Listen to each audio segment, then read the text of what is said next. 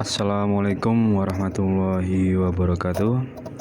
Kami dari kelompok 9 akan mempresentasikan pengertian dan instrumen pasar modal. Oke, kelompok kami yang terdiri atas dua anggota, yaitu yang saya sendiri Nugraha Dharma Bima Sakti MPM 077 dan rekan saya ada Nujul Destia Ramadhani MPM 076. Baik, langsung saja menuju materi.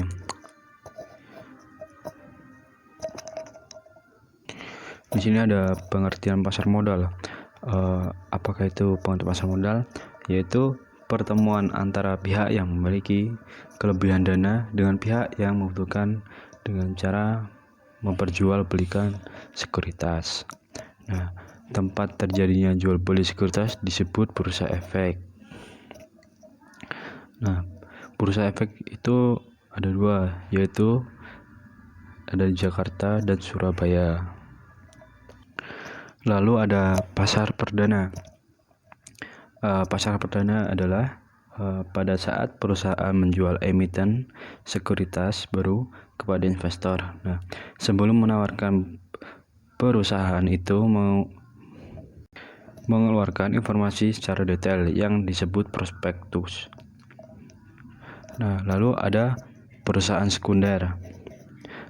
Perusahaan sekunder finansial atau perdagangan atau jual beli sekuritas antar investor setelah emiten dijual di pasar perdana. Nah, jadi setelah pasar perdana sekunder, dengan adanya pasar sekunder, investor dapat melakukan perdagangan sekuritas untuk mendapatkan keuntungan. Perdagangan di pasar sekunder terdapat dua jenis, yaitu pasar lelang dan pasar negosiasi. Di Indonesia sendiri, perdagangan efek juga melalui negosiasi yang melibatkan proses tawar-menawar secara langsung. Anggota bursa atau nasabah selanjutnya diproses melalui Bursa Efek Jakarta. Lalu di sini ada instrumen pasar modal sekuritas. Apakah itu? Sekuritas bisa disebut efek atau surat berharga. Nah, sekuritas perdagangan finansial yang terdiri atas pasar modal dan pasar uang. Nah, pada dasarnya itu merupakan pasar untuk sekuritas jangka pendek, baik dikeluarkan oleh bank dan perusahaan umum maupun pemerintah. Pasar modal pada prinsipnya merupakan pasar jangka panjang, baik untuk utang maupun ekuitas sendiri. Sekuritas di pasar ekuitas yaitu ada saham biasa, saham preferen, bukti raik, waran. Dan di sekuritas di pasar obligasi ada obligasi konversi. Di sekuritas di pasar derivatif itu ada kontrak berjangka, kontrak opsi. Nah, lalu di sini ada sekuritas di pasar ekuitas. Untuk sekuritas yang diperdagangkan di pasar bersifat ekuitas Indonesia, adapun saham baik. Nah, saham biasa, saham preferen, bukti raik, dan waran. Saham biasa ini merupakan sekuritas ekuitas yang terpenting dan paling dikenal masyarakat Indonesia. Oleh karenanya, sebutan pasar ekuitas seringkali dimengerti sebagai pasar saham atau saham biasa. Nah, setelah diterbitkan sekuritas ekuitas, bisa diperdagangkan investor di bursa efek seperti itu. Saham biasa ini saham atau sertifikat bukti yang membuktikan kepemilikan ke perusahaan. Lalu ada saham preferen. Nah, saham preferen atau preferred stock. Nah, ini merupakan satu jenis sekuritas ekuitas yang berbeda. Dividen pada saham preferen biasanya dibayarkan dalam jumlah tetap dan tidak pernah berubah dari waktu ke waktu. Jadi ya itu saja dan dia sifatnya tetap gitu.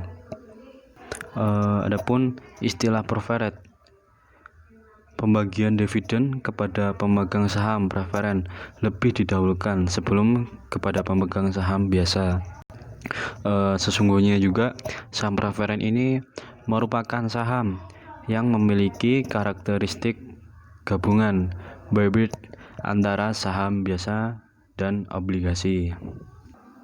Dan saham preferen ini serupa dengan saham biasa karena merupakan ekuitas yang menyatakan kepemilikan, membayar dividen dan diterbitkan tanpa tanggal jatuh tempo. Nah, di sisi lain juga saham preferen serupa dengan obligasi karena merupakan sekuritas yang menghasilkan pendapatan tetap dari dividen tetapnya. Dan saham preferen ini di pasar modal Indonesia tidaklah populer. Saham preferen jarang diperdagangkan antar investor. Lalu ada bukti RAIC atau disebut RAIC saja. Nah, ini merupakan sekuritas yang memberikan hak kepada pemegang saham lama untuk membeli saham baru pada perusahaan harga yang telah ditetapkan selama periode tertentu. Dan bukti RAIC ini juga dikenal dengan sebutan hak memesan efek terlebih dahulu. Bukti RAIC ini diterbitkan melalui penawaran umum terbatas RAIC issue. Dan keputusan penawaran umum ini terbatas ditetapkan dalam RUPS. Nah, perusahaan tidak menjual saham barunya kepada masyarakat umum, melainkan menawarkan kepada para pemegang sahamnya dengan maksud untuk menjaga proporsi kepemilikan. Bukti RAIC ini dapat diperjualkan antar investor seperti halnya sekuritas lainnya di bursa efek. Nah, selama periode waktu perdagangan yang terbatas. Nah, pada periode waktu perdagangan bukti RAIC ini sangat singkat, sebagai gambaran hanya beberapa minggu saja. Nah, selama periode waktu terbatas ini yang disebut periode pelaksanaan, pemegang RAIC berhak untuk menjadi saham baru dengan membayar sejumlah dana kepada perusahaan melalui perusahaan efek pada suatu harga pelaksanaan yang telah ditentukan. Nah, untuk pelaksanaan hak pembelian saham baru oleh investor yang memegang bukti RAIC akan ditentukan oleh keuntungan atau kerugian yang akan ditimbulkannya. Nah, lalu di sini ada waran. Waran ini seperti bukti RAIC. Tapi waran adalah hak untuk membeli saham pada waktu dan harga yang sudah ditentukan sebelumnya. Waran ini biasanya dijual bersamaan dengan sekuritas lain, misalnya obligasi atau saham. Tidak juga seperti bukti RAIC yang memiliki periode perdagangan yang singkat, hanya beberapa minggu. Periode perdagangan waran adalah jangka panjang, umumnya antara 3 sampai dengan 5 tahun. Lalu di sini ada sekuritas di pasar obligasi. Yang pertama itu ada obligasi dan sukuk pemerintah, yang kedua ada obligasi korporasi, sukuk dan EBA. Faktor yang penting bagi investor sebelum berinvestasi di obligasi ini mengenal seluk-beluk obligasi yang diterbitkannya, dan itu pun perlu kita lakukan untuk menafsir resiko khususnya, yaitu resiko gagal bayar yang mungkin dapat dialami investor di masa mendatang. Lalu ada pun obligasi negara. Nah, obligasi ini yang diterbitkan oleh pemerintah Republik Indonesia. Obligasi negara ini yang diperdagangkan di BEI antara lain meliputi obligasi negara seri fixed rate, seri variable rate, seri euro coupon, obligasi retail, surat perbendaharaan negara. Lalu ada obligasi korporasi. Nah, ini adalah obligasi yang diterbitkan oleh perusahaan, baik perusahaan swasta maupun perusahaan negara yang kita kenal biasa sebagai BUMN. Nah, secara umum obligasi korporasi maupun obligasi negara mempunyai 3 karakteristik, yaitu nilai nominal, kupon, dan jatuh tempo. Pada nilai nominal ini atau nominal value atau face value menunjukkan besarnya nilai rupiah obligasi yang diterbitkan. Lalu coupon ini merupakan bunga yang dibayar secara reguler oleh penerbit obligasi kepada pemegangnya. Lalu ada jatuh tempo, maturity. Jatuh tempo ini merupakan tanggal ketika pemegangnya akan menerima uang pokok pinjaman yang jumlah besar nilai nominalnya. Nah, tanggal jatuh tempo tiap obligasi bervariasi dari 1 tahun sampai lebih dari 10 tahun. Assalamualaikum warahmatullahi wabarakatuh. Saya Nuzul Desian Ramadhani, NPM 076. Di sini saya akan melanjutkan presentasi. Yang ketiga yaitu lembaga pemeringkat obligasi. Faktor penting bagi investor sebelum berinvestasi di obligasi adalah mengenal penerbit dan seluk-beluk obligasi yang diterbitkannya. Hal itu perlu dilakukan untuk menaksir besarnya resiko, khususnya resiko gagal bayar atau default, yang mungkin dapat dialami investor di masa yang akan datang. Nah, di Indonesia itu terdapat 6 organisasi pemeringkat obligasi yang diakui oleh Bank Indonesia, terdiri dari 3 lembaga pemeringkat domestik dan 3 lembaga pemeringkat internasional. Kemudian yang keempat yaitu obligasi konversi. Obligasi konversi atau convertible bond memiliki karakteristik seperti obligasi biasa yang mempunyai nilai nominal, memberikan kupon, dan mempunyai jatuh tempo. Namun, organisasi konversi itu mencantumkan persyaratan untuk melakukan konversi. Misalnya, tiap obligasi konversi itu dapat dikonversi menjadi 3 lembar saham biasa. Kemudian yang kelima yaitu obligasi dengan waran. Pada dasarnya, obligasi dengan waran termasuk dalam obligasi konversi. Waran yang disertakan dalam obligasi ini memberikan hak kepada pemilik obligasi untuk membeli saham penerbit dalam tingkat harga tertentu dan waktu tertentu. Kemudian sekuritas di pasar derivatif. Sekuritas derivatif atau turunan adalah aset finansial yang diturunkan dari saham dan obligasi dan bukan dikeluarkan perusahaan atau pemerintah untuk mendapatkan dana. Aset derivatif menyatakan klaim terhadap aset finansial lainnya seperti saham dan obligasi atau terhadap harga di masa yang akan mendatang seperti emas dan komoditas.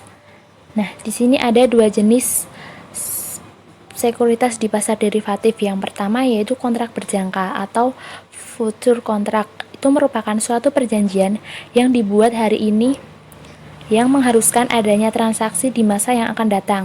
Nah, contohnya di sini anggap Bu Yeni akan membeli 400 gram emas pada 6 bulan mendatang.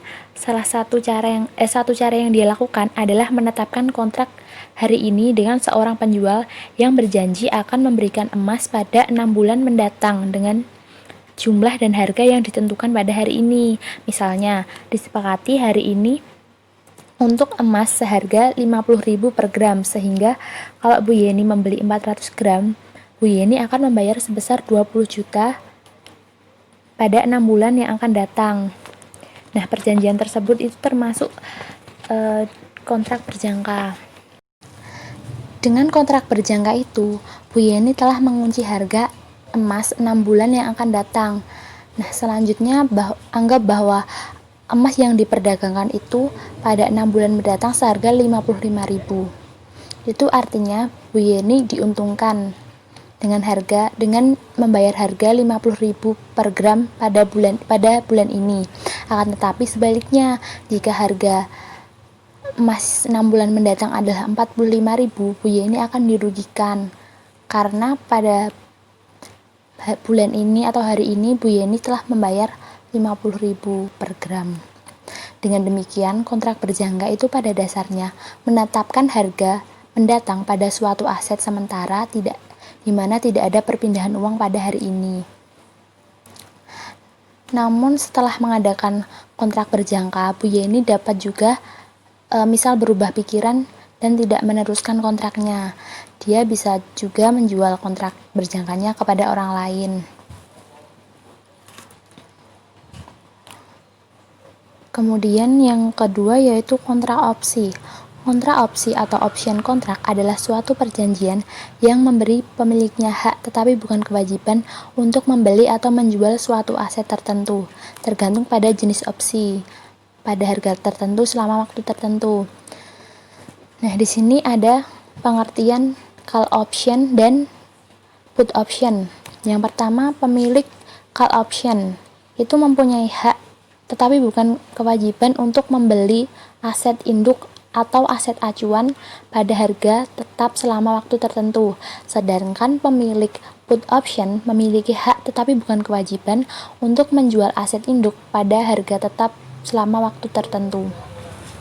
Jadi, dapat disimpulkan perbedaan antara kontrak opsi dengan kontrak berjangka. Perbedaan yang pertama yaitu pembeli kontrak opsi itu diwajibkan atau harus membeli aset induk pada harga yang telah ditetapkan, dan penjualnya juga harus menjual pada harga yang telah ditetapkan tersebut. Sedangkan pemilik opsi tidak diharuskan untuk membeli, tetapi dia mempunyai hak untuk membeli aset induknya. Perbedaan kedua adalah ketika orang membeli kontrak berjangka, dia tidak membayar uang dan penjualnya juga tidak akan menerima uang. Tetapi jika membeli kontrak opsi, dia membayar premi dan penjualnya juga menerima premi tersebut. Kemudian reksadana. Reksadana merupakan suatu jenis instrumen investasi yang tersedia di pasar modal Indonesia. Di samping saham, obligasi, dan sebagainya, reksadana dapat diartikan sebagai wadah yang berisi sekumpulan sekuritas yang dikelola oleh perusahaan investasi dan dibeli oleh investor. Berdasarkan bentuk hukumnya, reksadana dibedakan menjadi dua, yaitu reksadana berbentuk perseroan dan reksadana berbentuk kontrak investasi kolektif. Di Indonesia, reksadana berbentuk perseroan itu masih dikelompokkan lagi menjadi dua, yaitu reksadana terbuka dan reksadana tertutup. Reksadana terbuka, investor itu tidak hanya dapat membeli saham reksadana, tetapi juga dapat menjualnya kembali kepada perusahaan penerbitnya. Sedangkan reksadana tertutup, investor tidak dapat menjual kembali saham reksadananya kepada perusahaan penerbitnya. Namun investor itu dapat memperdagangkan di bursa efek. Kemudian reksadana berbentuk kontrak investasi atau KIK merupakan kontrak antara manajer investasi dan bank kustodian yang mewakili investor. Dengan bentuk KIK ini, manajer investasi menarik dana dari para investor dengan menerbitkan atau menjual unit penyertaan reksadana. Kemudian jenis-jenis reksadana. Reksadana yang ditawarkan dapat dikelompokkan ke dalam 5 jenis, yaitu yang pertama, reksadana pasar uang. Itu merupakan reksadana yang menginvestasikan dananya khusus pada berbagai jenis sekuritas di pasar uang. Contohnya adalah reksadana Bira Dana Kas. Kemudian yang kedua yaitu reksadana pendapatan tetap. Merupakan reksadana yang menginvestasikan dananya khusus pada portofolio obligasi. Yang ketiga, reksadana saham. Itu merupakan reksadana yang menginvestasikan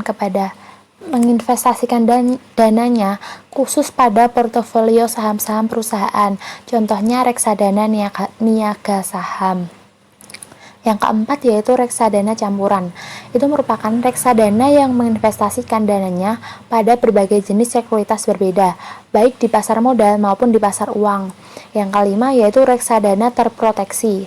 Merupakan reksadana yang memberikan proteksi atas nilai investasi awal investor melalui mekanisme pengelolaan portofolio.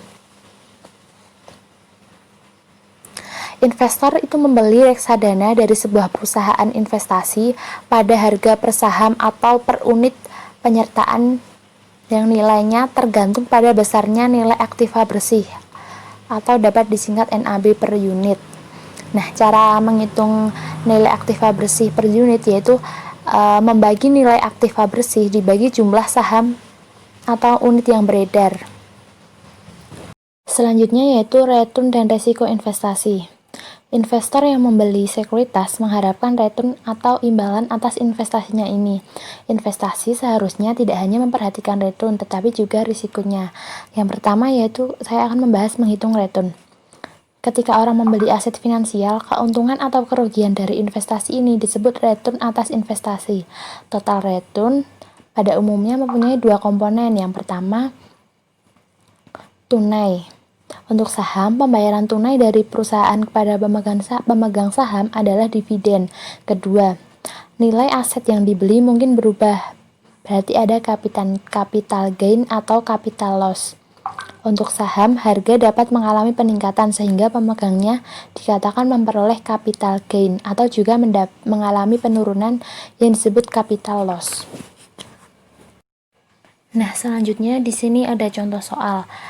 Ada kasus 1 dan kasus 2. Untuk yang kasus 1, harga penutupan per lembar saham pada awal periode yaitu sebesar 1.000, dividen 50, dan harga penutupan lembar saham pada akhir periode yaitu 1.200.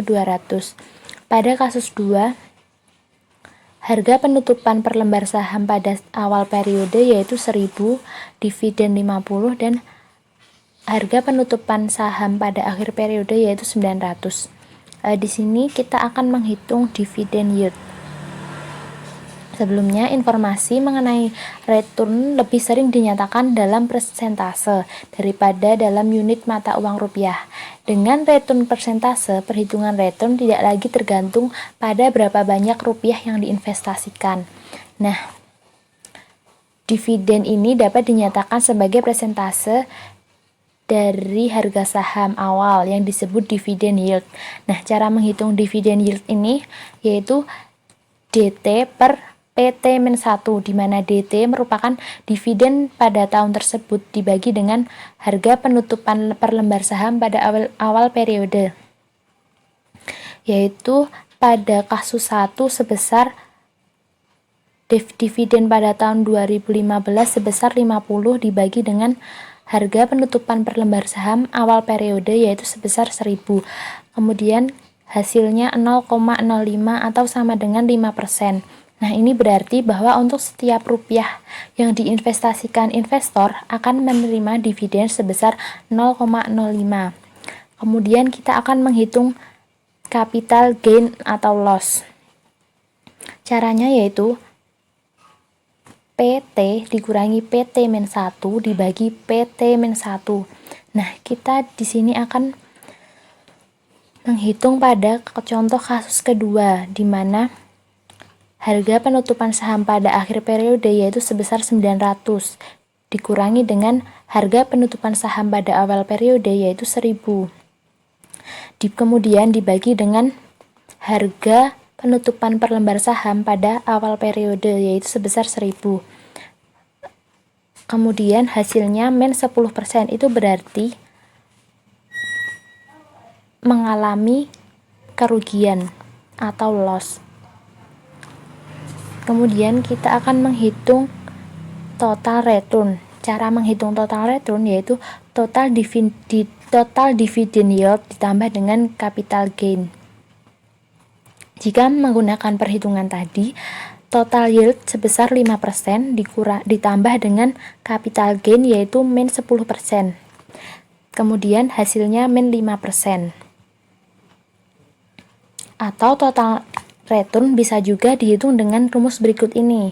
Aliran kas selama periode ditambah dengan perubahan harga selama periode dibagi harga pada awal periode.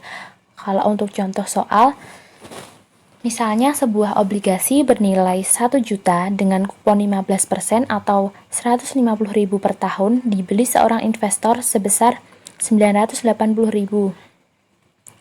Obligasi telah dipegang 1 tahun dan dijual dengan harga 990.000. Maka total return untuk investasi ini adalah 150.000 ditambah 990.000 dikurangi 980.000 kemudian dibagi dengan 980.000.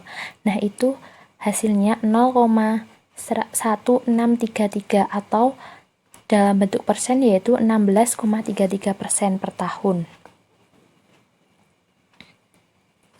return dan resiko investasi. Untuk menghitung resiko sering diasosiasikan dengan variabilitas atau dispersi. Jika return suatu aset tidak mempunyai variabilitas, maka aset tersebut dikatakan tidak mempunyai resiko. Semakin besar variabilitas return suatu aset, semakin besar kemungkinan return berbeda dengan hasil yang diharapkannya. Nah, ini ada contoh menghitung variabilitas return historis. Caranya yaitu dengan menjumlahkan seluruh return dibagi dengan banyaknya periode. Dalam contoh ini ada sekuritas BAA dan sekuritas KKSS. Yaitu dengan menjumlahkan dari tahun 2001 hingga 2005 dibagi dengan banyaknya periode yaitu 5. Ketemunya sama-sama 11%.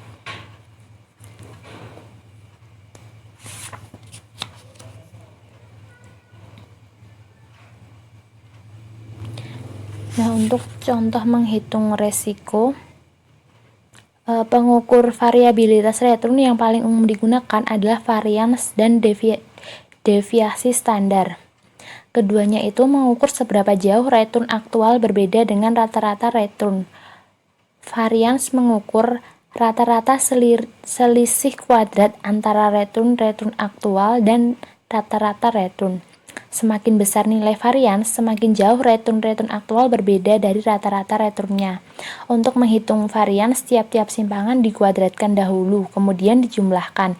Selanjutnya dibagi dengan banyaknya return yang dikurangi 1. Atau contohnya seperti berikut ini.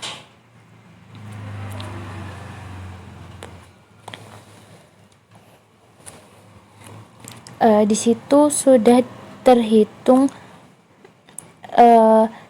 di mana varians sekuritas BAA lebih besar daripada varians sekuritas KKSS. Kemudian cara perhitungan deviasi standar dihitung sebagai berikut. Nah, semakin besar nilai varians atau deviasi standarnya, semakin jauh return aktual berbeda dari rata-ratanya. Maka semakin besar pula resikonya. Catatan historis. Historis mengenai return dan risiko dibuat dari hari ke hari dalam pasar finansial. Nah, catatan historis ini bisa digunakan untuk membandingkan return dan risiko antar waktu dan antar berbagai jenis sekuritas di pasar modal Indonesia. Nah, ini merupakan contoh catatan historis pada tahun 1928 sampai 1999. Nah, gambar tersebut menunjukkan bahwa perusahaan besar cenderung memiliki tingkat return dan deviasi standar return yang lebih rendah daripada perusahaan kecil. Nah, inilah ada analisis kasus. Di sini kasusnya tentang permasalahan pasar modal di Indonesia. Nah, ini kita melihat perkembangan pasar modal yang dikaitkan dengan pengaruh global, krisis moneter, dan krisis ekonomi yang melanda Indonesia saat ini. Nah, tantangan yang dihadapi semakin berat kebijakan moneter yang ditetapkan akibat krisis moneter dan prospek perusahaan yang semakin tidak jelas, secara langsung mempengaruhi pelaku permodalan dan kinerja emiten. Naiknya suku bunga berjangka akibat kebijakan dimaksud menyebabkan para pemodal mencari alternatif lain yang lebih menguntungkan sehingga memberikan batas yang semakin sempit bagi peningkatan penanaman modal dalam saham-saham perusahaan yang dijual di bursa efek. Nah, sebagai konsekuensi dari globalisasi dan integrasi ekonomi, maka kinerja pasar modal sangat tergantung dari kinerja ekonomi nasional, regional, dan internasional. Lalu laju pertumbuhan pasar modal turut ditentukan oleh berbagai indikator makro ekonomi seperti laju inflasi, tingkat suku bunga, nilai tukar, dan besaran indikator makro lainnya. Hal ini pun menjadi pondasi penting bagi pertumbuhan pasar modal ke depan karena akan menentukan sejauh mana tingkat laju pertumbuhan pasar modal. Nah, untuk beberapa indikator ekonomi ini berpengaruh terhadap kinerja pasar modal. Antara lain itu ada tingkat suku bunga, lalu laju inflasi dan nilai tukar. Dan ini pun terjadi krisis ekonomi Indonesia. Dan ini pun terjadi kalau nggak salah pertengahan tahun 1997. Dan ini diawali dengan penurunan nilai mata uang rupiah terhadap dolar Amerika Serikat. Nah, kondisi ini tentu saja akan sangat berpengaruh terhadap perilaku pasar modal, terutama perilaku harga saham. Padahal sebelum menjadi krisis, harga saham relatif baik dan stabil. Nah, baru sekitar tahun 97 dan 98, harga-harga saham, walaupun tidak semuanya, terlihat mengalami penurunan setelah tahun 1999 dan 2000. Harga saham itu untuk beberapa perusahaan mengalami kenaikan. Nah, nampaknya krisis moneter ini telah membawa dampak berupa penurunan kinerja bursa efek yang dapat dilihat dari menurunnya indeks harga saham gabungan. Nah, nilai kapitalisasi pasar yang kesemua itu telah membawa konsekuensinya terutama bagi investor, emiten, dan pelaku pasar modal yang lainnya. Naik turunnya saham ini dengan juga dapat dijadikan indikator keberhasilan perusahaan. Oke, baik. Jadi seperti itu presentasi dari kelompok kami. Kurang lebihnya kami mohon maaf. Kami akhiri. Wabillahi taufiq wal hidayah. Wassalamualaikum warahmatullahi wabarakatuh.